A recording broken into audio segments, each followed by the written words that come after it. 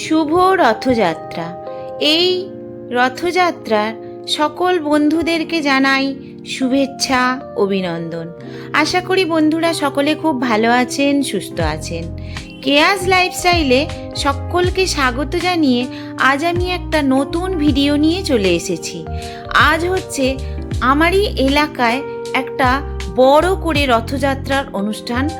আজকের দিনে প্রতি বছরই এই অনুষ্ঠান হয়, আর আমি সেই ভিডিওই আপনাদের সামনে তুলে ধরছি। দেখুন কত সুন্দর, কত যে মনোরম দৃশ্য আমি আপনাদের সামনে তুলে ধরছি, সেটাই শুধু একবার দেখুন।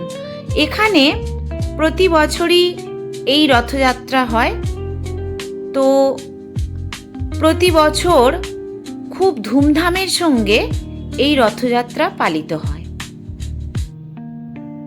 প্রভুর এই দিনটা, আজকের দিনটা প্রভুর সঙ্গে কাটানোর যে মুহূর্ত, এ এক অনবদ্য। এর কোনো তুলনা হয় না যে আজকের দিনটা আমরা এইভাবে প্রভুর সঙ্গে কাটাবো। কত ধুমধামের সঙ্গে প্রভুকে তার নিজ গৃহ থেকে মাসির বাড়িতে নিয়ে যাওয়া হচ্ছে। এ এক অভূতপূর্ব আনন্দ। এ আনন্দ ভাগ করে নেওয়ার আনন্দ। এই আনন্দ নিজের মনে প্রশান্তি এনে দেওয়ার আনন্দ। তো বন্ধুরা দেখুন, আমরা সেই আনন্দের মুহূর্তটা ছাদেতেই কাটাচ্ছি। তার কারণ, ছাদ থেকে এই ভিডিওটা আমি বন্ধুদের সঙ্গে শেয়ার করার জন্য ছাদ থেকেই ভিডিওটা করতে এসেছি। কত অপরূপ দৃশ্য আপনাদের সামনে আমি তুলে ধরছি, একবার দেখুন। এখানে নৃত্যের সঙ্গে প্রভুকে নিয়ে যাওয়া হয়। মেয়েরা তাদের নাচের তালে তালে প্রভুকে তার মাসির বাড়িতে পৌঁছে দিচ্ছে। একটার পর একটা নৃত্যের টিম কত সুন্দরভাবে সেজে তারা, দেখুন, প্রভুকে নিয়ে যাচ্ছে নাচের মধ্যে দিয়ে। প্রচুর গানের আওয়াজ, কপিরাইট পড়ে যাওয়ার কারণে আমি আপনাদেরকে এই গানের সাউন্ডটা শোনাতে পারলাম না, তার জন্য আমি দুঃখিত।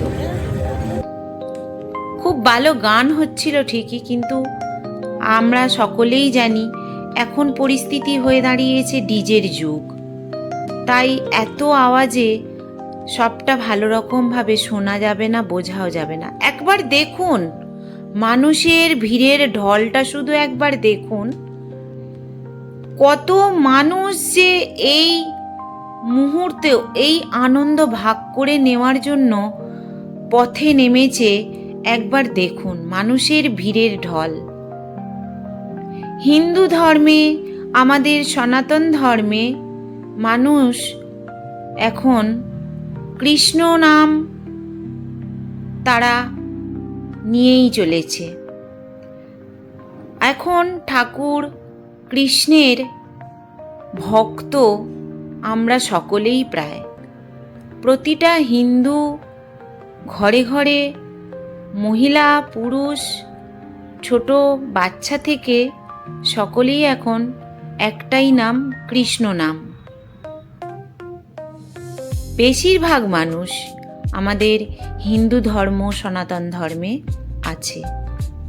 তো দেখুন একবার প্রভুকে নিয়ে যাচ্ছে মানুষের সেই ভিড়ের ঢল, আর সঙ্গে গান, নাচ, সবই ব্যবস্থা।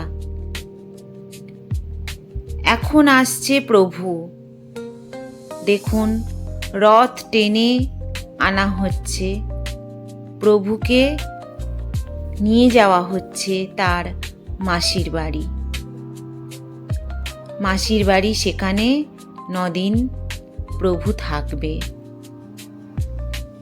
কত আনন্দ, কথিত আছে প্রভু ওখানে গিয়ে খুব আনন্দের সঙ্গে কটা দিন নাকি তার মাসির বাড়িতে কাটিয়েছিলেন। দেখুন একবার মানুষের ভিড়ের ঢল। এই মানুষ